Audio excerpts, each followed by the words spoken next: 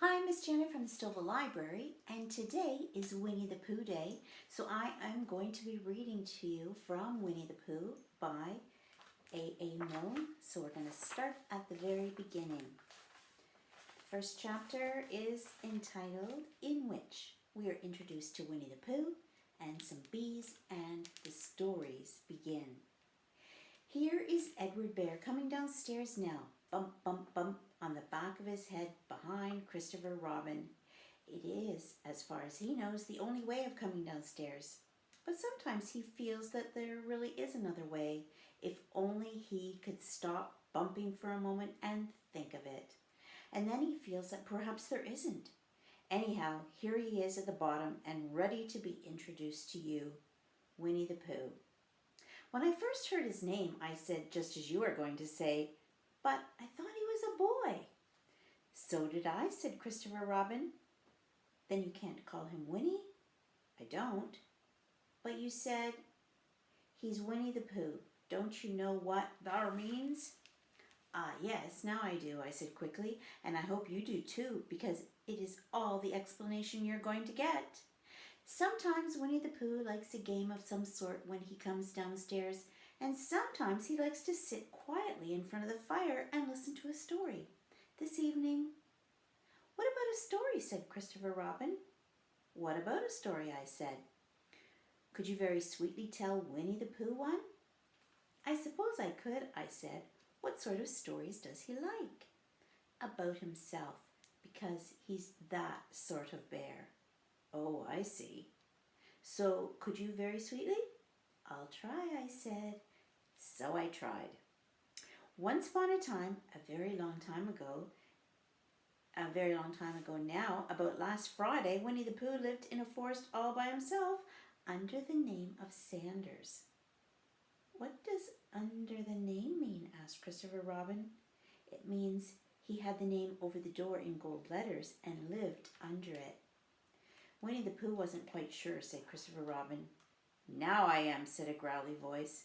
Then I will go on, said I. One day when he was out walking, he came to an open place in the middle of the forest. And in the middle of this place was a large oak tree, and from the top of the tree there came a loud buzzing noise. Winnie the Pooh sat down at the foot of the tree, put his head between his paws, and began to think. First of all, he said to himself, that buzzing noise means something. You don't get a buzzing noise like that, just buzzing and buzzing without its meaning something. If there's a buzzing noise, somebody's making a buzzing noise. And the only reason for making a buzzing noise that I know of is because you're a bee.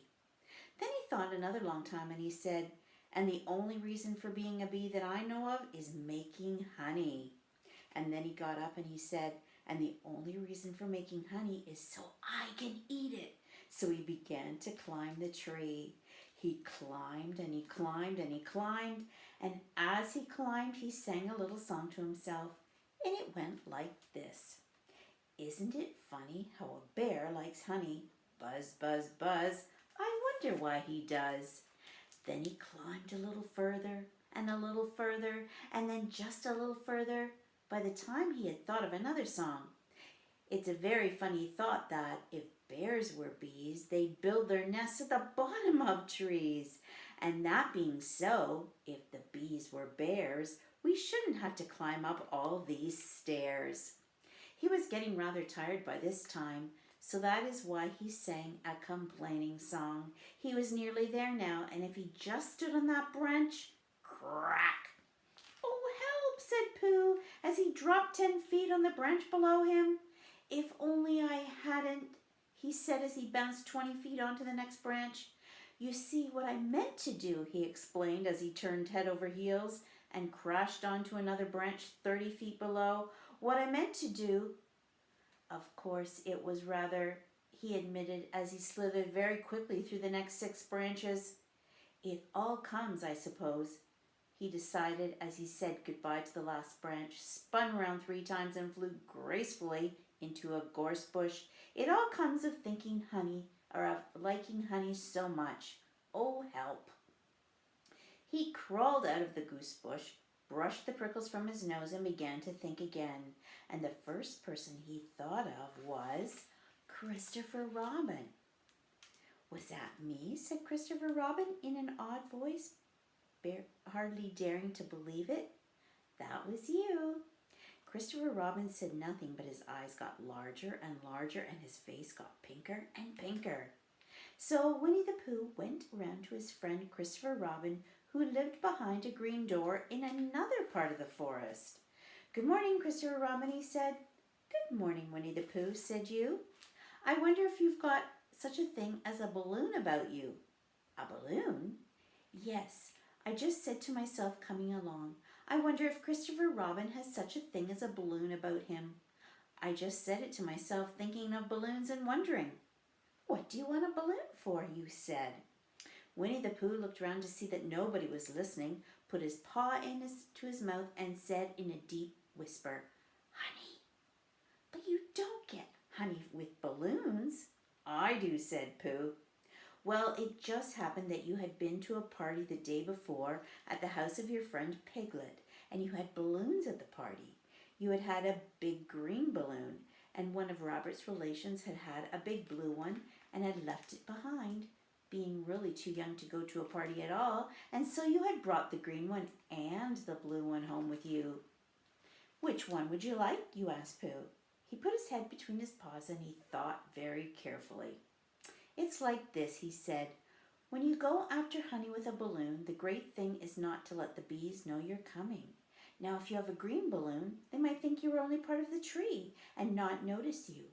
And if you have a blue balloon, they might think you were only part of the sky and not notice you. And the question is, which is most likely?" "Wouldn't they notice you underneath the balloon?" you asked. "They might, or they might not," said Winnie the Pooh. "You never can tell with bees." He thought for a moment and said, "I shall try to look like a small black cloud. That will deceive them." Then you had better have the blue balloon," you said, and so it was decided. Well, you both went out with the blue balloon, and you took your gun with you just in case, as you always did. And Winnie the Pooh went to a very muddy place that he knew of, and he rolled and rolled until he was black all over.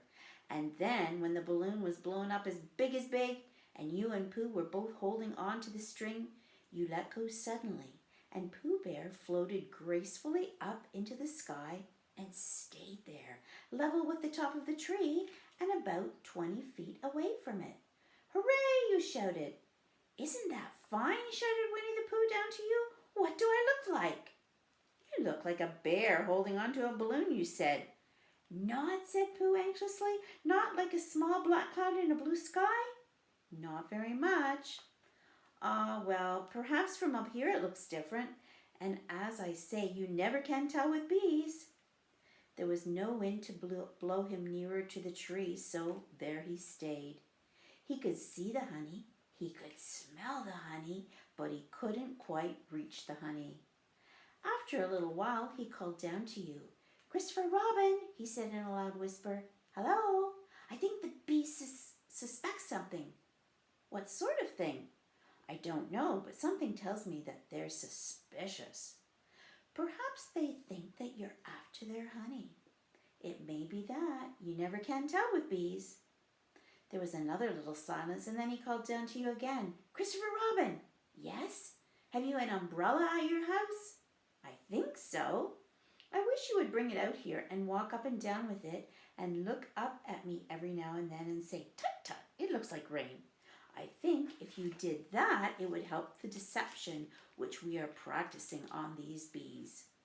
Well, you laughed to yourself, "Silly old bear," but you didn't say it aloud because you were so fond of him, and you went home for your umbrella. "Oh, there you are," called down Winnie the Pooh as soon as you got back to the tree. "I was beginning to get anxious. I have discovered that the bees are now definitely suspicious." "Shall I put my umbrella up?" you said. "Yes, but wait a moment. We must be practical. The important bee to deceive is the queen bee. Can you see which is the queen bee from down there?" "No." "A pity. Well, now, if you walk up and down with your umbrella saying, Tut, tut, it looks like rain. I shall do what I can by singing a little cloud song such as a cloud might sing. Go! So while you walked up and down and wondered if it would rain, Winnie the Pooh sang this song. How sweet to be a cloud floating in the blue. Every little cloud always sings aloud. How sweet to be a cloud floating in the blue. It makes him very proud to be a little cloud. The bees were still buzzing as suspiciously as ever. Some of them, indeed, left their nest and flew all round the cloud as it began the second verse of this song, and one bee sat down on the nose of the cloud for a moment and then got up again. Christopher, oh, Robin, called out the cloud. Yes? I have just been thinking, and I have come to a very important decision. These are the wrong sort of bees. Are they? Quite the wrong sort. So I should think they would make the wrong sort of honey, shouldn't you? Would they? Yes, so I think I shall come down. How, asked you? Winnie the Pooh hadn't thought about this. If he let go of the string, he would fall bump, and he didn't like the idea of that. So he thought for a long time, and then he said, Christopher Robin, you must shoot the balloon with your gun. Have you got your gun? Of course I have, you said. But if I do that, it will spoil the balloon, you said. But if you don't, said Pooh, I shall have to let go, and that would spoil me. When you put it like this, you saw how it was, and you aimed very carefully at the balloon and fired. Ow, said Pooh. Did I miss, you asked? You didn't exactly miss, said Pooh, but you missed the balloon. I'm so sorry, you said, and you fired again, and this time you hit the balloon, and the air came slowly out, and Winnie the Pooh floated down to the ground. But his arms were so stiff from holding on to the string of the balloon all that time that they stayed up straight in the air for more than a week, and whenever a fly came and settled on his nose, he had to blow it off, and I think, but I'm not sure, that is why he was always called Pooh. Is that the end of the story? Asked Christopher Robin. That's the end of that one. There are others about Pooh and me, and Piglet and Rabbit and all of you. Don't you remember? I do remember, and then when I try to remember, I forget. That day when Pooh and Piglet tried to catch the heffalump, they didn't catch it, did they? No. Pooh couldn't because he hasn't any brain. Did I catch it? Well, that comes into the story. Christopher Robin nodded.